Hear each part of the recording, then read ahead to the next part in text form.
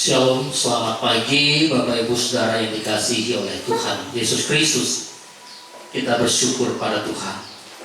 Walaupun kita pasti secara fisik mungkin mengalami letih, lemah, capek, tapi kita tetap bersyukur pada Tuhan. Tuhan sudah menyertai kita melalui kegiatan sepanjang minggu ini yang sudah kita ikuti di tempat ini, baik wisuda, HUT, SHM, dan juga Dies Natalis, STTM. Dan Tuhan sudah menyertai seluruh rangkaian acara.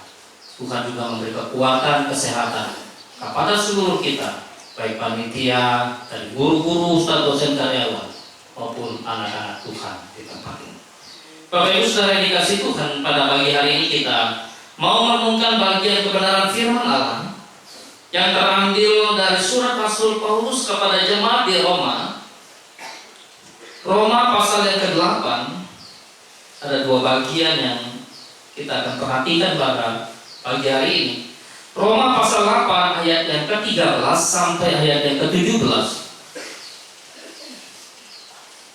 Roma pasal 8 ayat 13 sampai 17. Saya akan bacakan ayat-ayat ini. Bapak Ibu Saudara memperhatikan dalam Alkitabnya. Saya mulai dari ayat 12. Jadi saudara-saudara, kita adalah orang berhutang tetapi bukan kepada daging, supaya hidup menurut daging. Sebab jika kamu hidup menurut daging, kamu akan mati. Tetapi jika oleh roh kamu mematikan perbuatan-perbuatan tubuhmu, kamu akan hidup. Semua orang yang dipimpin roh Allah adalah anak-anak Allah. Sebab kamu tidak menerima roh perbudakan yang membuat kamu menjadi takut lagi, tetapi kamu telah menerima roh yang menjadikan kamu anak Allah. Oleh roh itu kita berseru, ya Aba, ya Bapa.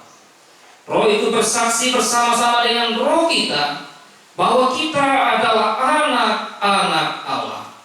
Dan jika kita adalah anak, maka kita juga adalah ahli waris.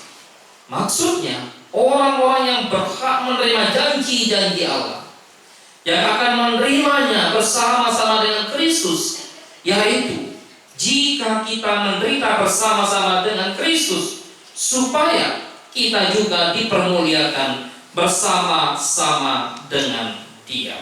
Satu bagian masih dalam tulisan Rasul Paulus kepada jemaat di Galatia, pasal yang ke-5 ayat yang ke-16 sampai ayat 26. Demikian firman Tuhan. Maksudku ialah, hiduplah oleh roh, maka kamu tidak akan menuruti keinginan daging. Sebab keinginan daging berlawanan dengan keinginan roh, dan keinginan roh berlawanan dengan keinginan daging, karena keduanya bertentangan.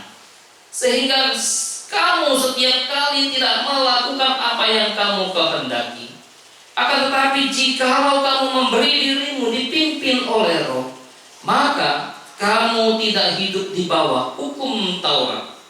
Perbuatan daging telah nyata, yaitu percabulan, kecemaran, hawa nafsu, penyembahan berhala, sihir, perseteruan, perselisihan, iri hati, amarah, kepentingan diri sendiri, percideraan roh, pemecah belah, kedengkian, kemabukan, pesta pora, dan sebagainya. Terhadap semuanya itu kuperingatkan kamu, seperti yang telah kubuat dahulu, bahwa barang siapa melakukan hal-hal yang demikian, ia tidak akan mendapat bagian dalam kerajaan Allah. Tetapi buah roh ialah kasih, sukacita, damai sejahtera, kesabaran, kemurahan, kebaikan, kesetiaan, kelemah lembutan, penguasaan diri. Tidak ada hukum yang menentang hal-hal itu. Barang siapa menjadi milik Kristus Yesus, ia telah menyalibkan daging dengan segala hawa nafsu dan keinginannya. Jikalau kita hidup oleh roh, baiklah, hidup kita juga dipimpin oleh roh. Dan janganlah kita gila hormat, janganlah kita saling menantang dan saling mendengki. Demikian jauh pembacaan firman Tuhan kita pada pagi hari ini. Berbahagialah setiap kita yang bukan hanya membaca, tetapi juga yang merenungkan kebenaran firman Tuhan, melakukan kebenaran firman Tuhan di dalam kehidupan hari lepas hari. Bapak Ibu saudara dikasih oleh Tuhan, hidup dipimpin oleh Roh Kudus atau hidup dipimpin Roh Kudus. Tentu saja ketika kita bicara tentang hidup yang dipimpin oleh Roh, kita akan bisa mengerti beberapa hal. Tapi kita bisa membayangkan bagaimana ketika kehidupan kita di dalam bangsa dan negara, kita sudah melewati beberapa aspek atau beberapa tindakan atau beberapa peristiwa penting dalam bangsa dan negara. Sudah milih presiden, pemimpin kita pemimpin yang baru, presiden yang baru saya. Kita sudah pilih wakil-wakil rakyat, maka wakil-wakil rakyat kita adalah wakil-wakil yang baru juga, yang atau itu ada yang lama juga, tapi juga baru dipilih lagi gitu ya, menjadi pemimpin kita. Kita juga sudah memilih pemimpin kita untuk tingkat provinsi ya, untuk tingkat kabupaten ya, atau untuk tingkat kota madya, wali kota. Harapan masyarakat, harapan bangsa, harapan negara adalah ketika kita memilih pemimpin itu akan memimpin kita dengan baik. Pemimpin itu akan memimpin kita dengan benar. Pemimpin itu akan memimpin kita dengan penuh tanggung jawab. Walaupun mereka juga manusia yang punya keterbatasan, pasti sama seperti kita, mereka juga punya kelemahan, mereka juga punya kekurangan. Karena itu ketika manusia mengharapkan pemimpin yang perfect, pemimpin yang sempurna dari seorang manusia adalah satu kemustahilan. Seringkali kita mau bahwa pemimpin kita adalah pemimpin yang harus sempurna. Kalau begitu kita mesti melihat diri kita yang dipimpin, kita sempurna enggak? Kalau kita enggak sempurna, maka besar kemungkinan mereka yang memimpin kita juga adalah bukan manusia yang sempurna. Pemimpin memimpin, membawa kita dalam satu tentunya harapan yang baik, harapan yang sejahtera, harapan yang maju. Karena itu maka tidak sembarang orang untuk kemudian dipilih menjadi pemimpin. Atau ketika kita memilih seorang pemimpin, kita tidak memilih pemimpin dengan sembarang. Manusia memimpin dalam segala keterbatasan. Manusia memimpin dalam kurun waktu. Tidak ada kemudian jabatan seorang pemimpin dalam konteks manusia kekal. Enggak ada. Wah, saya memimpin dari saya lahir sampai saya mati. Enggak ada. Kalaupun seorang pemilik perusahaan, pemilik usaha sendiri pun pasti dia tidak memimpin dari sejak dia kecil, karena dia akan mewarisi apa yang dimiliki oleh kakeknya, opungnya, opanya, kemudian diwariskan kepada bapak, lalu anak. Tidak ada pemimpin atau seseorang yang memimpin di dalam kekekalan sampai kepada kekekalan kecuali Kristus Tuhan atau kecuali Allah sendiri. Oleh sebab itu maka hidup dipimpin oleh Roh Kudus, hidup dipimpin oleh Tuhan sendiri, hidup dipimpin oleh Allah, karena Roh Kudus adalah Allah. Roh Kudus adalah Tuhan. Dia pribadi ketiga dari Allah Tritunggal. Allah Bapa adalah Allah, Allah Anak, yaitu Yesus Kristus adalah Allah, dan Allah Roh Kudus adalah Allah. Roh Kudus setara dengan Bapa, setara dengan Kristus. Roh Kudus tidak lebih rendah dari Bapa dan tidak lebih rendah dari Kristus. Kalau saudara mengikuti ajaran-ajaran tertentu bahwa menganggap Roh Kudus hanya sebagai kekuatan biasa yang bisa ditransfer, yang bisa diberikan, yang bisa dikirimkan, yang tidak setara dengan anak atau tidak setara dengan Bapa, ini adalah satu kekeliruan. Roh Kudus adalah Allah yang setara dengan Bapa dan juga yang setara dengan Kristus. Karena itu kita mesti menyadari, memahami dengan benar akan siapa Roh Kudus itu. Kita mendukakan Roh Kudus, menghina Roh Kudus sama dengan menghina Allah. Hidup dipimpin oleh Roh Kudus. Kemana Roh Kudus memimpin kita? Kepada apa Roh Kudus memimpin kita? Maka Roh Kudus memimpin kita kepada apa yang dikatakan oleh Yohanes di dalam kitab Injil Yohanes pasal yang ke-16 ayat yang ke-13. Injil Yohanes menulis, kalau dia datangnya itu Roh kebenaran, dia yang datang akan menginsafkan kita akan dosa,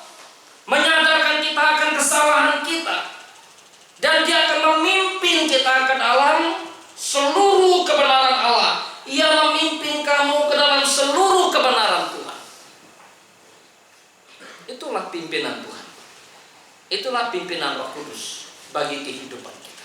Kita yang dahulu mati oleh karena dosa pelanggaran kita, kita yang dahulunya budak dosa, berjalan dalam kegelapan, tanpa arah dan tanpa tujuan. Tetapi ketika kita menerima Kristus sebagai Tuhan dan Juru Selamat, percaya kepada Dia, mengaku Kristus Sang Tuhan, Sang Juru Selamat kita, Roh Kudus Tuhan anugerahkan di dalam hidupmu dan di dalam hidupku. Oleh sebab itu, maka pimpinan Roh Kudus ada pada setiap orang percaya.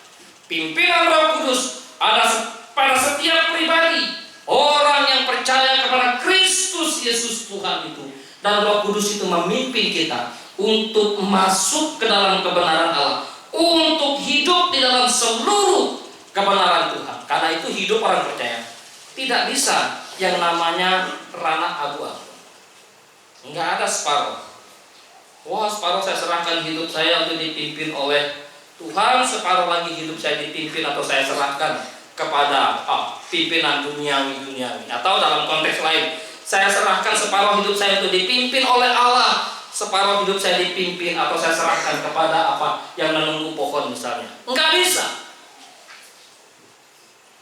Saudara dan saya, ketika kita hidup dalam Kristus, secara keseluruhan hidup kita harus dipimpin oleh Roh Kudus. Jangan pernah bermain-main dengan pimpinan kehidupan Allah di dalam kehidupan kita. Apa yang ditulis oleh Rasul Paulus baik kepada jemaat di Roma maupun kepada jemaat di Galatia, menyadar ingatkan kepada orang percaya pada zaman itu ketika mereka masih bergumul dengan kehidupan keberimanan mereka. Orang percaya di Roma, secara khusus orang percaya dari latar belakang Yahudi, mereka sedikit tidak akur dengan orang percaya dari latar belakang non-Yahudi. Karena itu salah satu cara Paulus untuk menyelesaikan persoalan-persoalan yang ada di Roma. Paulus mengingatkan kepada mereka bahwa mereka tidak lagi hidup dalam daging mereka, tidak lagi hidup dalam hawa nafsu, keinginan jahat mereka. Demikian juga ketika Paulus bicara kepada jemaat Tuhan yang ada di Galatia, yang notabene-nya bahwa mereka mengingatkan atau memiliki satu konsep, satu pemahaman hidup ikut Kristus berarti masih tetap berpegang pada hukum Taurat, masih berpegang pada sunat. Meskipun ikut Kristus, bagi orang percaya di Galatia, sunat jangan dilepaskan, sunat tetap harus dilakukan. Kalau tidak, berarti kita tidak sepenuhnya hidup taat kepada Allah. Paulus mengingatkan, tidak lagi. Kalau kamu sudah dimerdekakan oleh Kristus, dimerdekakan oleh Allah, maka jangan lagi diperbudak oleh hukum Taurat itu. Contohnya apa? Wah, kamu kan udah ikut Kristus, menjadi murid Kristus. Kalau kamu tidak sunat, maka kamu tidak diselamatkan. Dengan kata lain, ada plusnya atau tambahnya. Wah, kamu memang sudah ikut Kristus, kamu sudah menjadi murid Kristus, tapi jangan lupa ada makanan yang haram, ada binatang yang haram untuk dimakan. Paulus mengingatkan bahwa tidak ada lagi perbudakan yang dimiliki oleh orang yang telah hidup di dalam Kristus. Karena itu mereka harus betul-betul mengikut Kristus, mengikut Allah, dan hidup di dalam pimpinan Roh Kudus. Hidup dalam pimpinan Roh Kudus berarti berjalan bersama Roh Kudus, berjalan bersama Allah, tidak berjalan lagi dalam kesendirian, tidak lagi berjalan di dalam penyertaan yang lain. Wah, saya berjalan bersama dengan teman saya, Pak, bersama dengan keluarga, bersama dengan kekasih, bersama dengan suami, istri, anak, dan sebagainya. Tetapi lebih daripada itu, kita yang hidup dipimpin Roh Kudus ini menunjukkan bahwa kita berjalan bersama dengan Roh Kudus, hidup dalam kedekatan, hidup dalam satu relasi yang indah, dan bahkan ada komunikasi, berbicara. Tentu jangan nanti saudara berdiri sendiri lalu berbicara dengan Roh Kudus. Apa kamu berbicara situ? Oh, saya lagi berbicara dengan Roh Kudus. Apa maksudnya? Berserah kepada Kristus, berserah kepada Allah, berserah kepada Roh Kudus. Berbicara kepada Roh Kudus, karena Roh Kudus adalah pribadi yang hidup. Dia yang hidup dalam kehidupan kita, mengerti segala pergumulan kita, mengerti segala apa yang kita pikirkan, apa yang kita alami, apa yang kita lakukan. Karena itu ketika kita berbicara dengan Roh Kudus, berbicara dengan Roh Kudus melalui kebenaran Allah, melalui firman Tuhan, dengan membaca kitab suci, dan tentu saja dengan berdoa. Karena itu waktu kita berdoa, kita sedang berbicara kepada Tuhan. Dan waktu kita membaca kitab suci, kita sedang mendengarkan Tuhan berbicara kepada kita melalui Alkitab yang kita baca. Ada satu kedekatan, ada satu relasi yang kuat, relasi yang indah antara orang percaya dengan Allah, antara orang percaya dengan Roh Kudus. Ada pengenalan tentunya. Hidup dipimpin Roh Kudus, memimpin ke jalan yang tak terbayangkan, tak terselami, dan memberi kekuatan untuk menjadi pemenang. Kalau kita akan lihat bagian itu, ketika kita hidup dipimpin Roh Kudus, maka jangan pernah bayangkan Roh Kudus itu selalu memimpin kita ke tempat yang nyaman. Roh Kudus selalu memimpin kita ke tempat yang enak, ke tempat yang kita mau. Karena kita manusia ini tidak pernah mau berada di domba, berada di tengah-tengah serigala. Kristus berkata kepada para muridnya, "Aku mengutus kamu seperti domba di tengah-tengah serigala." Kadangkala, ya, ini yang tadi saya katakan bahwa pimpinan Roh Kudus terhadap hidup kita adalah pimpinan ke jalan yang benar, tetapi jalan yang tak pernah terbayangkan dalam kehidupan kita.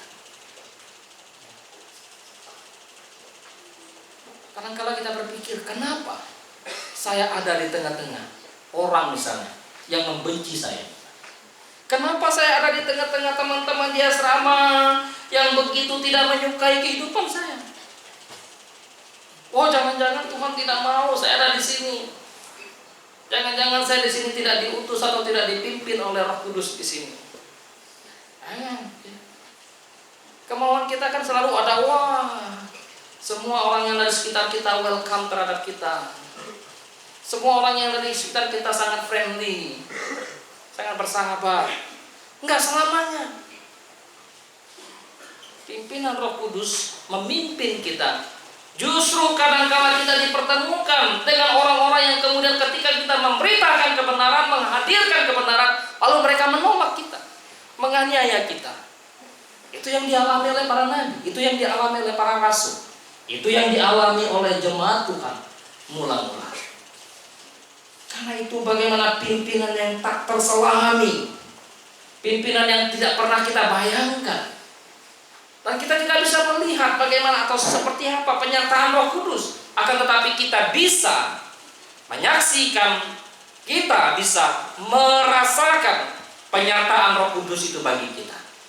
Seperti angin, kita tidak bisa melihat angin, bukan? Kita nggak bisa melihat angin itu seperti apa, mana angin.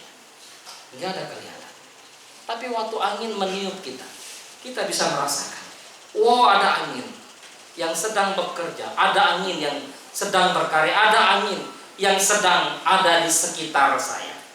Ada angin ternyata meniup daun sehingga daun bergerak. Walaupun katanya tidak setiap daun yang bergerak itu adalah tiupan angin, kata orang-orang tertentu. Tapi kita percaya bahwa penyertaan Roh Kudus sekalipun tak terbayangkan, sekalipun tak terselami, namun dapat dirasakan, dapat dinikmati. Dan tentu kita juga di dalam memahami hidup yang dipimpin Roh Kudus ini, ya, apa yang kita alami? Rasa takut akan hilang dari hadapan kita. Atau dengan kata lain, bahwa ketika kita sadar hidup kita dipimpin Roh Kudus, apalagi yang kita takutkan? Memang tidak mudah untuk melakoninya, betapa mudah untuk menyampaikan. Tidak mudah.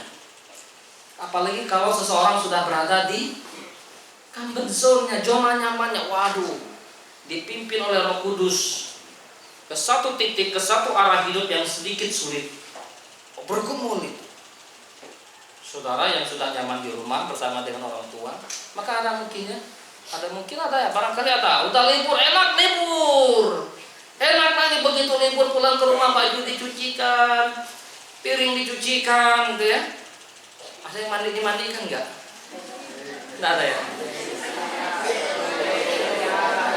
Dimandikan sehingga apa? Waktu pulang liburan, waduh susah lagi. Udahlah nggak mau lagi pulang ke asrama, balik aja ke rumah lagi misalnya. Ya. Ada ketakutan, kegentaran menghadapi berbagai pergumulan kehidupan, menghadapi berbagai kesulitan yang ada di sekitar kita. Tetapi jangan lupa, kalau hidup kita dipimpin Roh Kudus, maka ada keberanian yang kita miliki. Paulus bicara kepada Timotius, dia memberi kita roh keberanian, bukan roh ketakutan.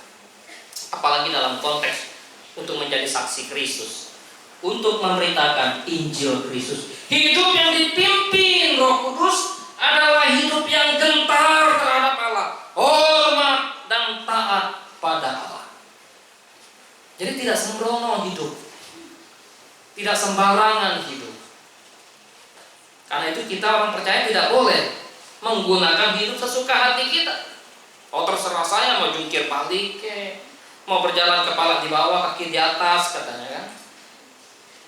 Atau mau terserah saya menggunakan seluruh anggota tubuh saya ini.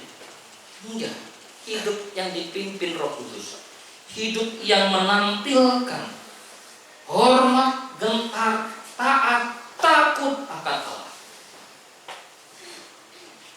Hiduplah dengan penuh rasa hormat kepada Tuhan.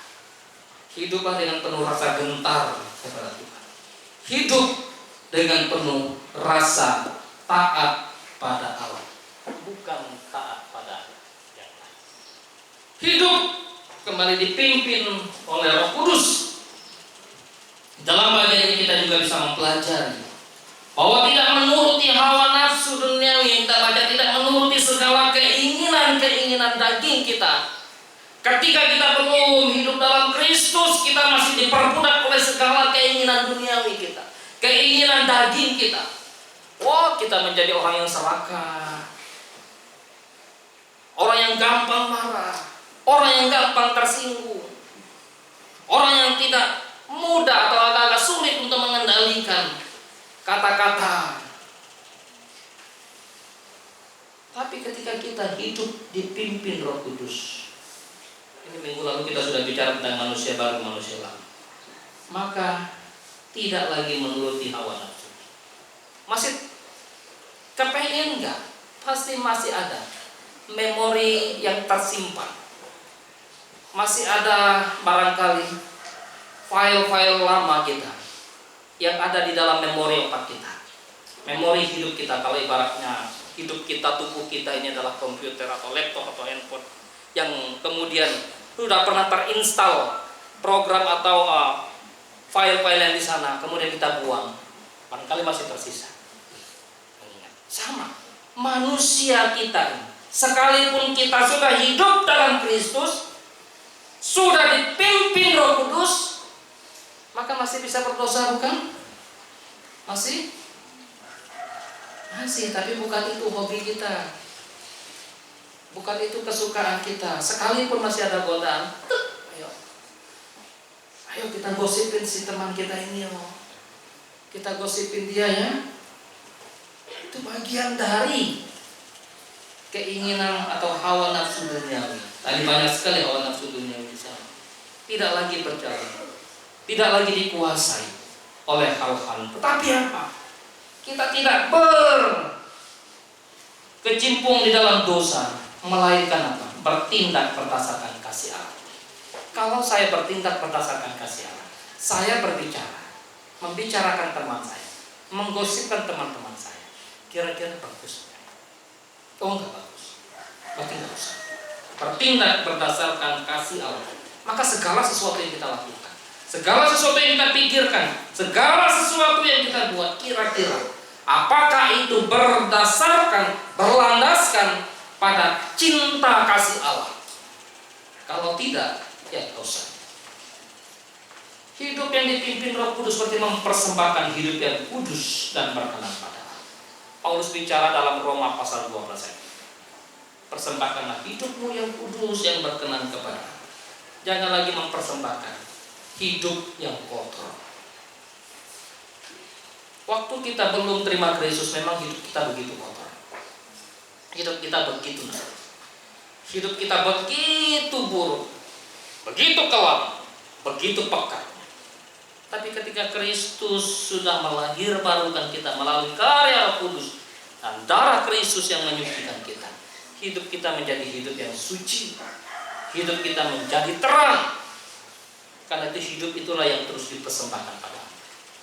Menjaga, memelihara, dan terus berjuang. Paulus bicara kepada jemaat di Filipi, kerjakan keselamatan dengan takut dan gentar pada Tuhan. Mematikan perbuatan buruk tubuh kita, mematikan perbuatan buruk pikiran kita. Tentu hidup dipimpin Roh Kudus pada akhirnya mengalami suatu sukacita yang begitu luar biasa, menang atas tantangan hidup, enggak menyerah dengan tantangan-tantangan hidupnya. Tetap berjuang dan berjuang. Hidup dipimpin oleh Roh Kudus. Kalau kita membaca, memperhatikan apa yang kita baca itu suatu privilege yang luar biasa yang Allah berikan kepada setiap anak-anaknya. Kenapa? Privilege apa? Yaitu ahli warisan yang Allah berikan kepada saudara dan saya. Yang seharusnya mungkin kita mengalami atau menerima kematian yang kekal, kebinasaan yang tiada akhir, yang tiada berujung. Tapi karena cinta kasih Tuhan, Dia menganugerahkan kepada kita warisan yang kekal, hidup yang kekal. Tapi jangan lupa, ya, jangan pernah berleha-leha dengan warisan yang Allah anugerahkan. Allah menginginkan kita untuk terus menjaga, memelihara dengan tanggung jawab hidup Kristiani, hidup kekristenan kita, keberimanan kita yang sungguh kepada Allah. Hidup yang dipimpin Roh Kudus, di mana kita tidak berjalan sendiri dalam menjalani hidup keberimanan kita. Enggak sendiri lagi, ya. Ada Allah Roh Kudus yang menyertai kita, yang memimpin kehidupan kita. Ada beserta dengan kita. Masih ada yang takut dalam kegelapan kemalaman? Ada kan? Saya takut, ada apa? Itu ada saya lihat di situ. Saya nggak terima cepat hari. Masuk. Apa? Oh, nggak ada apa-apa. Iya, tapi bulu kuduk saya merinding. Saya takut. Ada yang takut lewati kuburan malam-malam?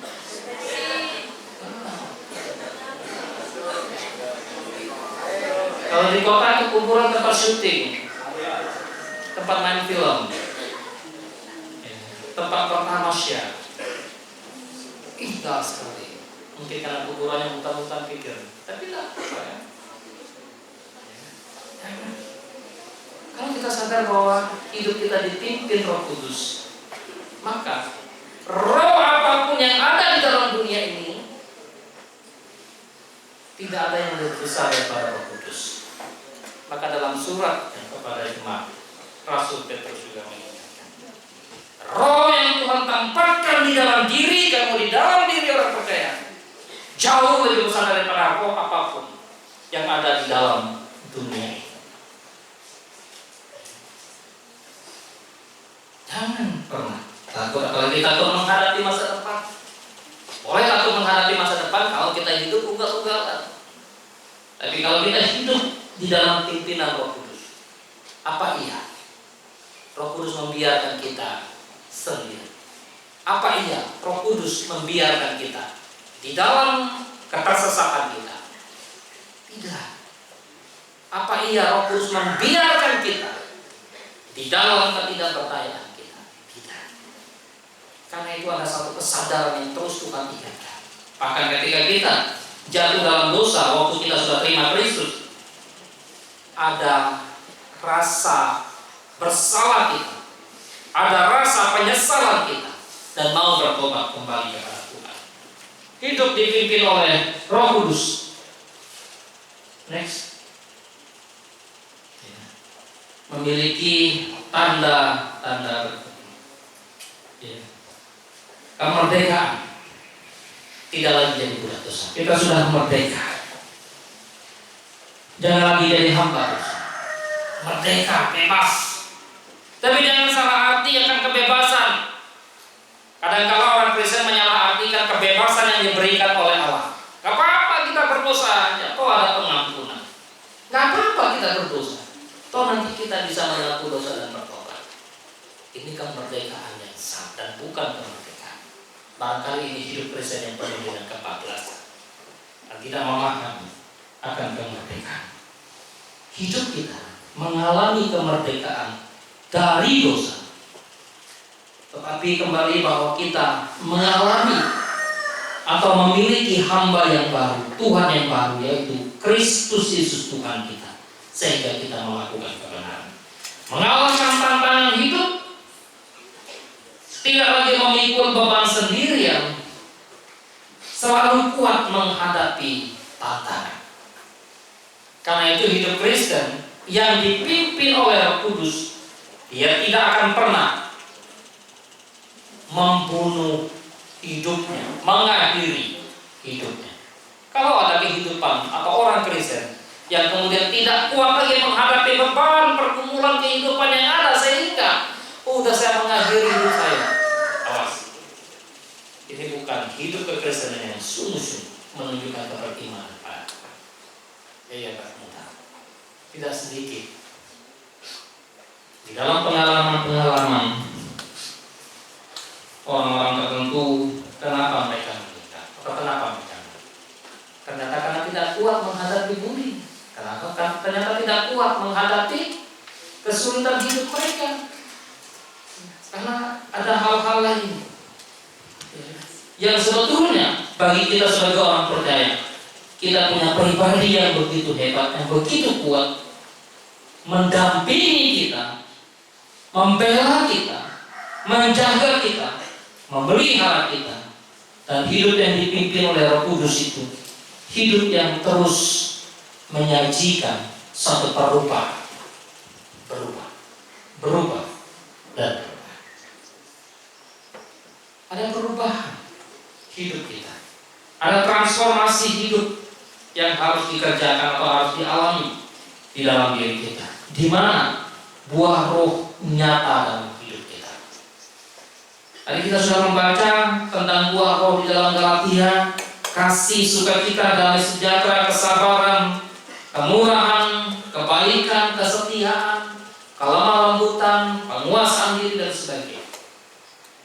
Ayo lihat, cek di dalam diri kita, ada enggak kasih? Ada sukacita enggak hidup kita? Jangan-jangan hidup kita penuh dengan apa? Kalau tidak sukacita apa? Kalau tidak sukacita, iri hati, senang melihat orang susah, senang sekali melihat orang sakit. Kenapa tidak sukacita melihat kawan kita bersukacita? Kenapa tidak bersukacita melihat kawan kita berprestasi? Kenapa tidak bersukacita melihat kawan kita lebih maju daripada kita? Oh, dia lebih maju daripada saya iri sama dia. Kalau kamu iri, ya belajar. Oh, karena saya iri, saya nggak mau lihat dia maju, Pak. Tapi nggak jadi di sini. Wah, diacak-acakin lah. Nah, apa kerjaannya atau bukunya atau apa gitu ya? Ada, atau bisnisnya, orang bisnis juga bisa begitu. Oh, rekan bisnis tidak mau melihat rekan bisnisnya maju, diacak-acakin bisnisnya. Bisa terjadi, tapi tidak terjadi di sini. Hidup yang dipimpin oleh Kudus ditandai dengan bagaimana kita menjadi inspirasi, memberi dampak, memberi pengaruh pada orang lain, sehingga Orang lain mengenal Kristus, orang lain mengenal Allah, orang lain mengenal firman, orang lain mengenal Tuhan. Dengan kata lain, hidup dipimpin oleh Roh Kudus itu menjadikan kita sebagai saksi Kristus. Apalagi kita di sini kan, oh itu anak SKM kalau pakai baju di luar lagi kan. Itu antara kebanggaan dan juga kegelisahan tersendiri. Pernah satu kali, untuk saya tidak melakukan apa-apa. Satu kali saya servis laptop saya enggak tua. Waktu habis zaman COVID, karena biasanya kita syuting waktu apa. Ada pemuda saya selalu cerita kepada ini, lihat nih, hamba Tuhan kami atau gembala saya. Dia kirim ke teman perempuannya, teman-teman yang masuk komunitasnya. Tanpa disadari, salah satu temannya punya rental atau punya servis di Mangga Tua, dan saya tidak pernah tahu. Lalu waktu saya datang ke Mangga Tua, saya servis lewat, dia foto, dia kirim ke pemuda saya. Ini gembalamu lagi ke Mangga Tua, servis laptop. Waduh, saya kaget. Bayangkan kalau kita lagi melakukan hal yang jahat. Saya membayangkan kalau saya tiba-tiba melakukan hal yang tidak benar di situ. Lalu saya difoto, dikirim.